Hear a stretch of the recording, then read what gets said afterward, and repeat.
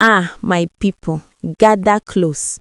Put your chair straight. Hold your phone tight because the story I am about to tell you, oh, this one will make you laugh, cry, and shake your head at the same time. This is the story of Mama Fola, the woman whose tongue had no brakes, whose ears were always listening, and whose gossip could travel faster than a speeding motorcycle. In the village of Ijebu-Ode, she lived. Ah, if trouble had a human form, it would be Mama Fola.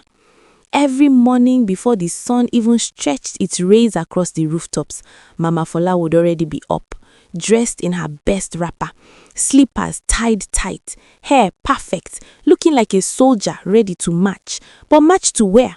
To hear something juicy and tell everyone faster than anyone could blink.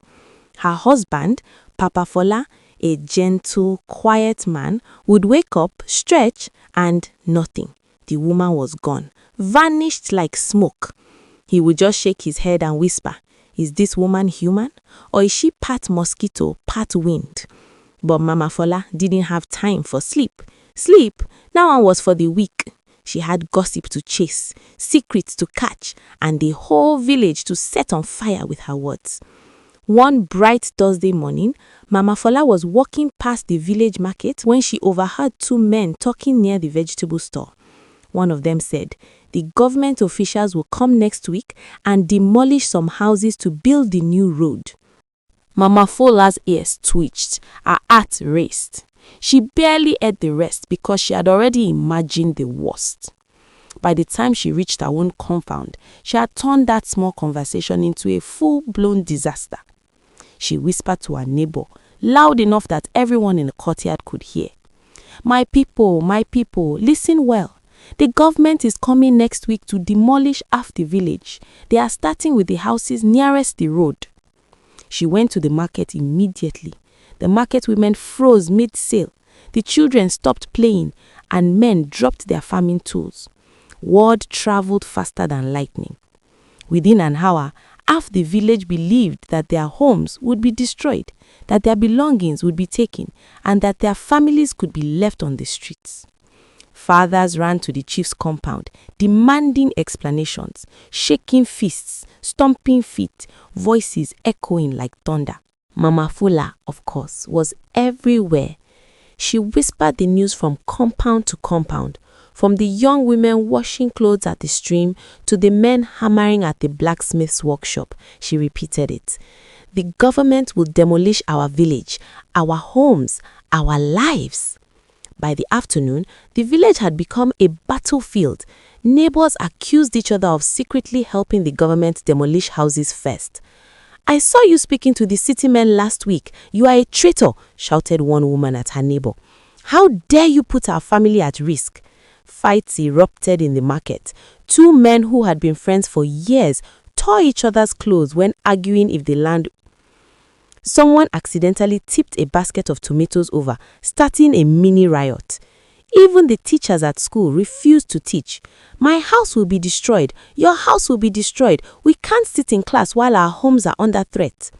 The chief, old and wise, had heard about the chaos and called for an emergency village meeting. "What is happening in my village? Why are people fighting over imaginary government threats?" he demanded. Mama Fola, of course, was front row center. She leaned over and whispered to the chief's aide, "Chief, the government is coming next week to demolish houses. They are starting with the ones near the road." The chief's face darkened. He said he will make his investigation. Everything was perfectly fine, but the villagers were already outside their homes, shouting, pointing, and threatening anyone who dared walk past. By the second day, the entire village was in chaos. The blacksmith refused to work, fearing that any metal he forged would be confiscated for the road. The women stopped selling in the market, convinced it would be taken down. Even the village goats and chickens were stressed, running in confusion as humans shouted at them to flee.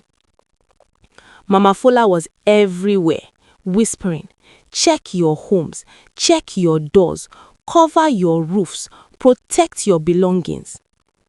Her gossip had become more powerful than any official announcement.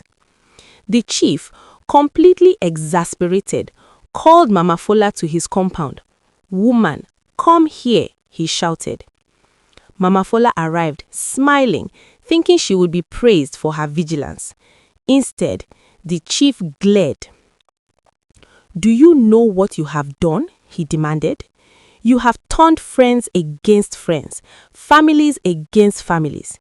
The market is empty, schools are closed, even our livestock is stressed. And all because of a story you heard and exaggerated." Mama Fola, caught in the moment, tried to defend herself. "Chief, I was only warning the village. I was protecting everyone. If I didn't speak, how would anyone know?" The chief sighed. Sometimes, protection comes not from speaking, but from thinking first. You have caused enough chaos. You will now learn what it means to mind your own business. Mama Fola was banned from leaving her compound for 6 months. Papa Fola would do all the shopping. Children would fetch water.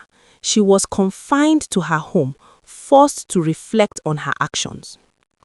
At first, she tried to sneak out, but every time she moved toward the door, Papa Fola gently reminded her, and she returned inside. Slowly, she realized what she had done. The village was quiet, but she felt empty. No excitement, no gossip, no drama. Over the next weeks, Mama Fola began visiting every villager to apologize. She confessed that the government demolition story was false.